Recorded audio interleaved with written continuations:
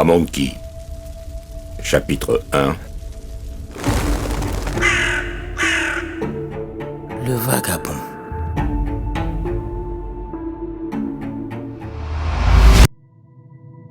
Le garçon était assis dans un étrange cabinet, aux murs tapissés de motifs dorés. Une salle luxueuse et vide, où se mêlaient une curiosité intense et un sentiment de malaise à mesure que le gramophone jouait dans un bourdonnement infini. Monkey ferma les yeux un instant pour reprendre ses esprits. Tu ne vas pas te rendormir quand même. L'hébétement du garçon était tel qu'il n'en crut pas ses yeux. L'homme, assis derrière le bureau face à lui, était apparu comme un mirage. Ses yeux noirs et son nez aquilin se mariaient d'une façon étrange à son costume 3 pièces écarlate et à sa dent en or que Monkey aperçut quand l'autre lui sourit d'un sourire qui vous glace les veines. Oui, bien sûr que oui.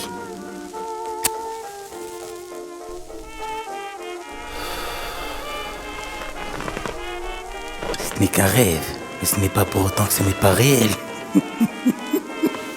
Dis-moi, mon bon Monkey, as-tu toute ta tête? Oui, je pense que oui. Bien. Alors nous pouvons continuer. Si ce n'était pas le cas, ma visite n'aurait aucun intérêt. Il cracha une volute de fumée au visage du garçon. Quand celle-ci se dissipa, la pièce avait rétréci et le lustre en cristal de roche s'était éteint. La musique, jouée par le gramophone, ralentit et s'étouffa. La seule lumière provenait à présent d'une lampe à huile disposée près d'un tas de cartes sur le bureau en bois verni. Le garçon tendit instinctivement la main vers celle-ci. N'y touche pas. Puis, les cartes se disposèrent par elles-mêmes en rang. 17 cartes, étonnamment banales et équitablement réparties, de dos. N'aie crainte, Monkey. Je suis là pour t'aider. Considère-moi à partir d'aujourd'hui comme ton guide dans l'inconnu. Quoi? Quel inconnu? De quoi vous parlez? Les temps changent, mon garçon. Je serai ton soutien dans cette épreuve qu'on appelle la vie. Tes yeux dans l'obscurité. Monkey prit une carte et la retourna. Sur celle-ci figurait un homme habillé de haillons, les pieds sales, avec un bâton de pèlerin à la main. Voilà le vagabond. Sais-tu ce que cela signifie? Vous êtes un voyant, c'est cela? Vous essayez de lire l'avenir?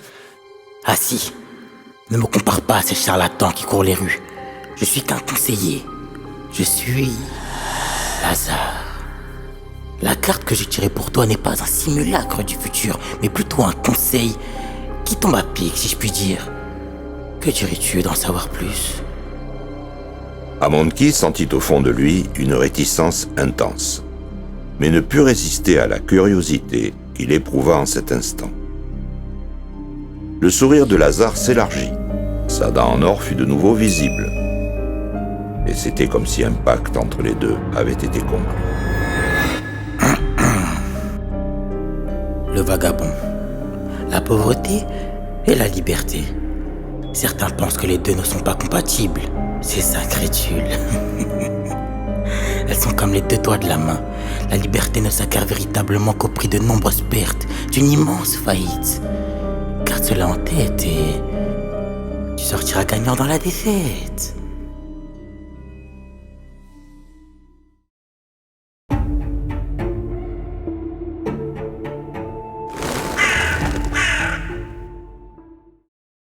Monkey Karasu se réveilla en pleine nuit, la sueur perlant sur son front blanc.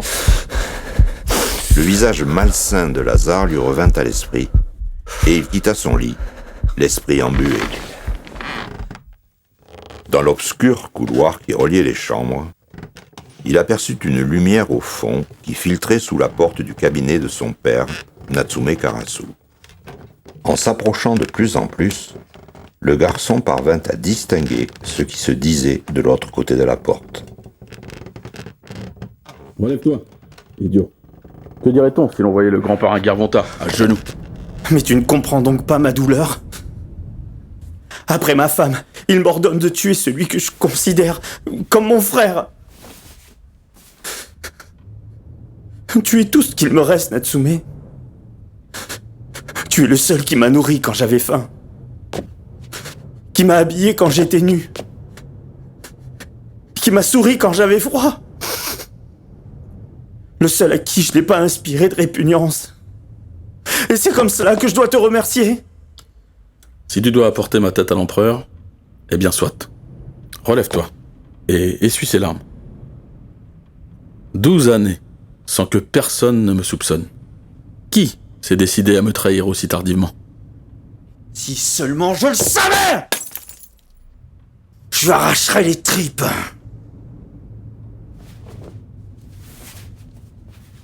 Dans tout mal, il y a un bien.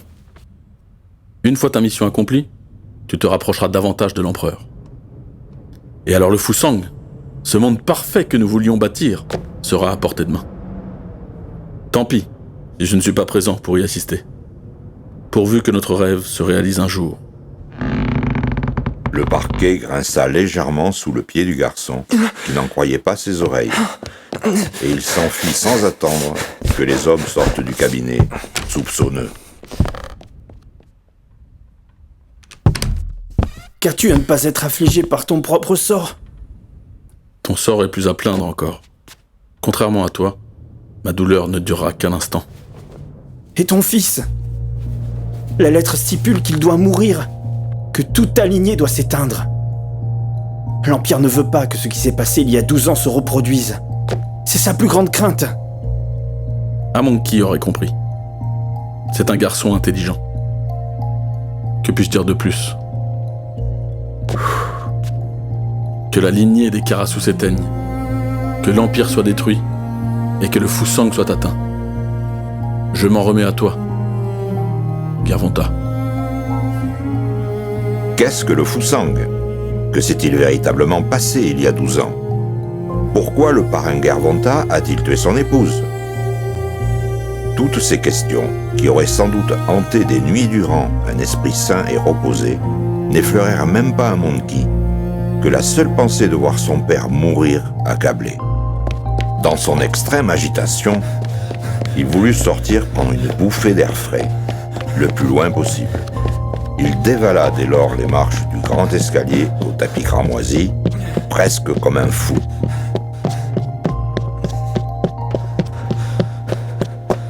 Son entrée fracassante dans la grande salle ne fit aucun effet sur les quelques servants qu'il pensait effrayés à une heure aussi tardive. Quoi?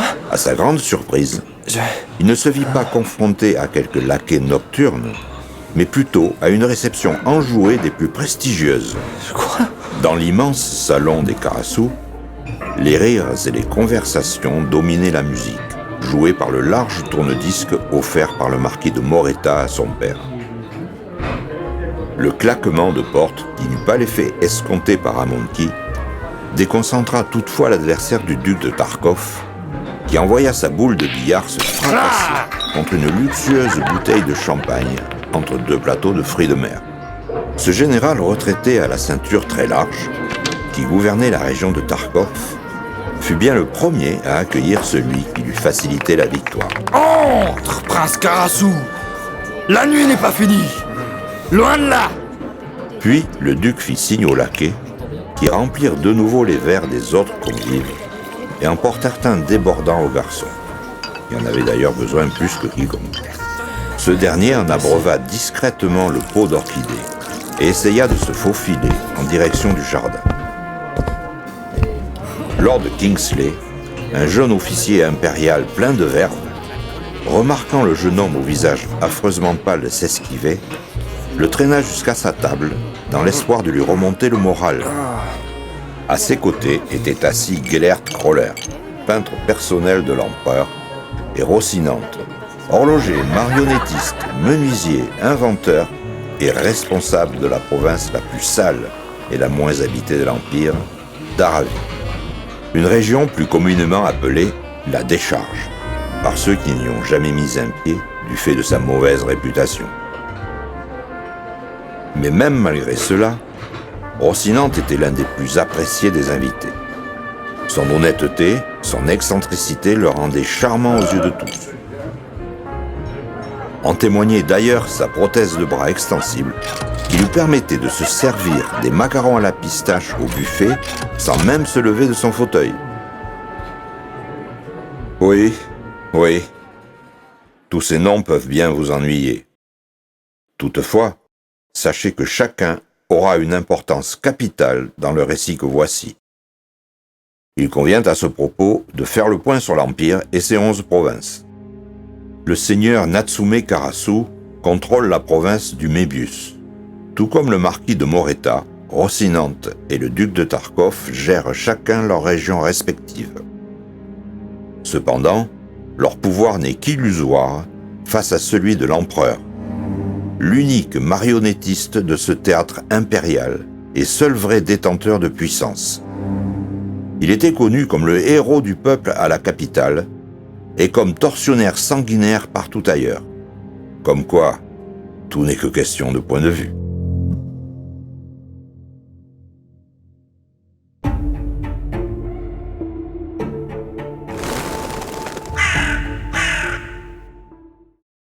À droite de Lord Kingsley, siégeait une invitée dont Amon Key avait entendu parler pendant des mois, sans jamais avoir la chance de la voir. Sa seule présence suffit presque à lui faire oublier l'ombre d'un instant tout ce qu'il avait entendu dans le corridor.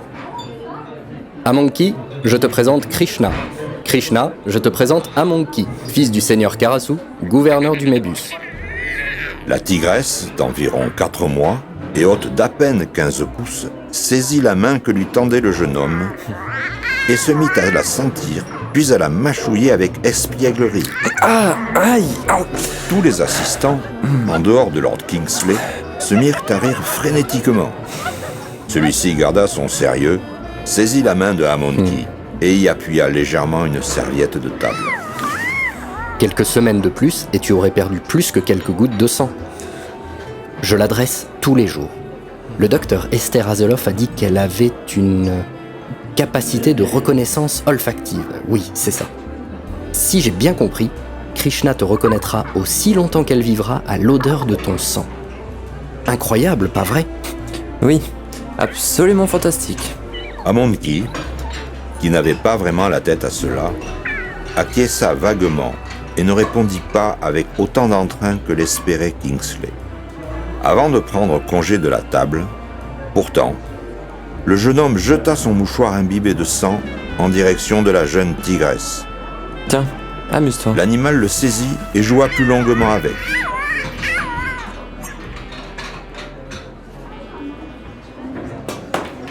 De l'autre côté de la salle de réception, la tension montait entre le duc de Tarkov et son adversaire de billard, ce même docteur Esther Azeloff.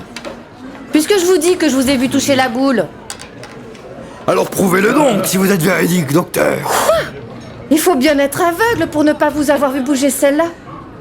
Pour votre gouverne, ces boudins qui vous servent de doigts n'ont rien de discret. Répétez ça, petite sotte, si vous l'osez. Le gros visage du duc se tâtait de pourpre à mesure qu'il levait son boudin et le pointait vers Esther en signe de menace. Je vais me gêner, tiens. Boudin. Assez! La tasse que lança le duc rata sa cible et préféra aller se fracasser sur une commode près de Amon Key. Les bruits de porcelaine brisée se mêlèrent aux grognements de la tigresse et aux insultes du docteur et du duc.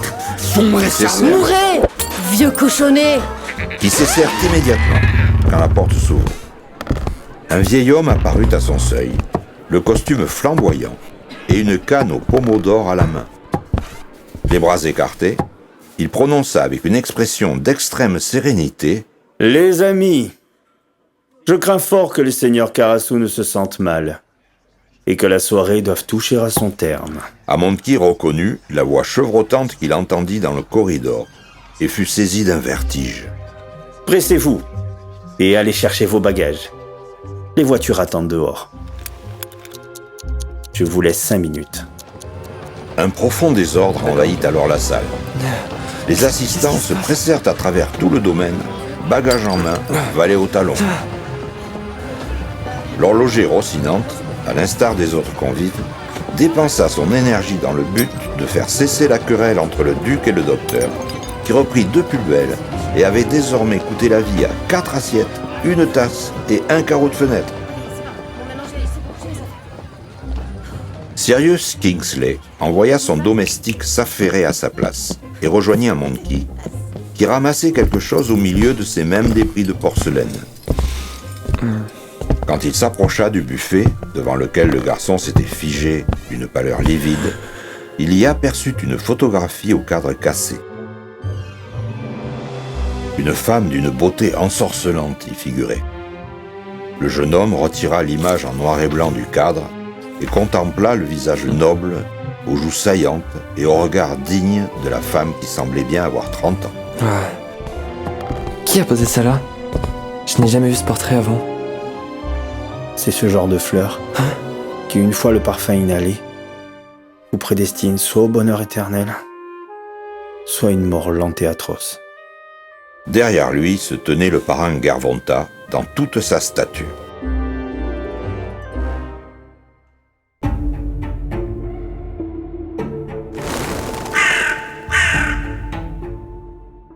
Ces paroles froides, adressées à l'Assemblée pour mettre un terme aux festivités, n'avaient rien à voir avec la voix pleureuse et torturée du cabinet.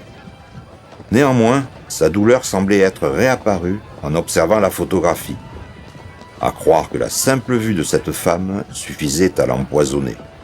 Une fleur peut-elle tuer? Parfois mieux qu'un fusil. Qui est-elle? Crois-moi, mon garçon, je me pose encore moi-même cette question. Le parrain se retira dignement, et Amonkhi recouvra progressivement l'usage de ses sens. Sa peau reprit sa teinte habituelle à mesure qu'il regagnait en lucidité, et il voulut se lancer à la poursuite de son père, en espérant que tout cela ne soit qu'un mauvais rêve.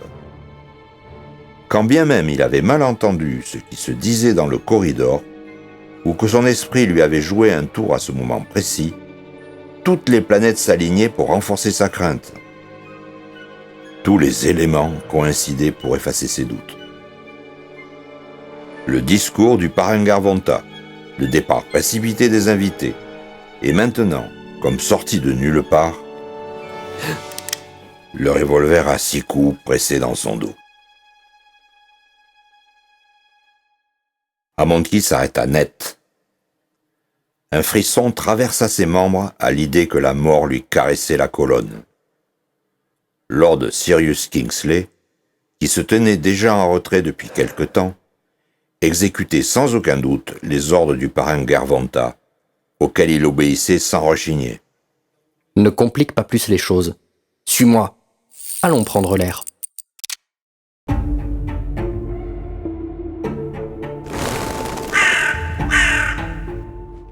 Amonkhi Karasu, dévoré par la peur plus que par le froid, crut au départ qu'on le conduisait près de son père pour que la lignée des Karasu s'éteigne d'une même salve de munitions à l'extérieur, histoire de ne pas salir les tapisseries de soie et les fauteuils en cuir de buffle. Où m'emmenez-vous? Il voyait déjà dans son esprit leurs 2 corps étendus côte à côte dans la neige, déchirés par les loups et les corbeaux. L'officier Kingsley et le jeune homme s'engouffrèrent plus profondément dans le jardin, sans jamais apercevoir son père. Il voyait encore au loin les invités s'entasser dans les voitures. « Arrête-toi » Tous deux s'arrêtèrent aux abords d'un puits en pierre, recouvert d'un film blanc de neige immaculée. « Saute » lui dit Sirius, en regardant le fond insondable et glacial.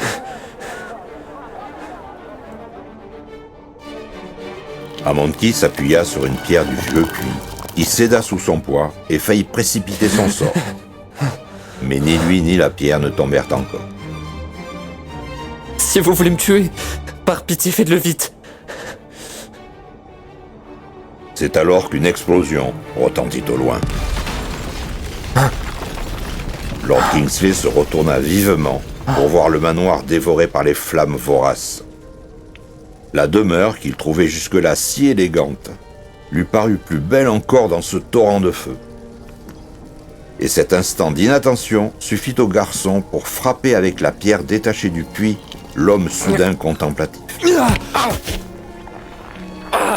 Celui-ci s'écroula et ne se releva que tardivement, marmonnant des insultes à toute voix. Cependant, Amonki n'était déjà plus qu'une ombre éloignée, confondue dans l'épaisseur de la neige. L'officier impérial, le front ruisselant de sang, tira 6 coups en direction de la silhouette, qui s'effondra à son tour dans la blancheur du sol. Kingsley voulut s'approcher du corps pour s'assurer qu'il avait bien rempli sa mission. Mais un klaxon retentit, et il se retira avec précipitation, ne vérifiant même pas si la neige s'était teintée de rouge. La dernière voiture quitta le domaine. Les rires et les bruits de vaisselle cassée laissèrent place au crépitement des flammes ardentes.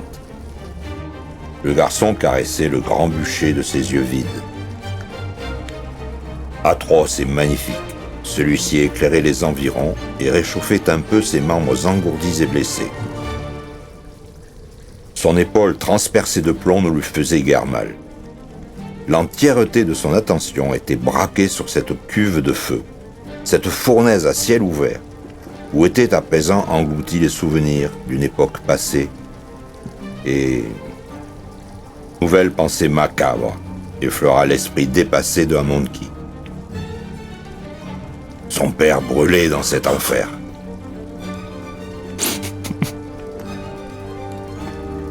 Quelque chose se brisa, cette nuit-là, en l'âme de Amonki Karasu. Et dans la folie mentale qui abreuvait son esprit, le garçon, submergé par tout le chagrin du monde, préféra étrangement se noyer dans le rire.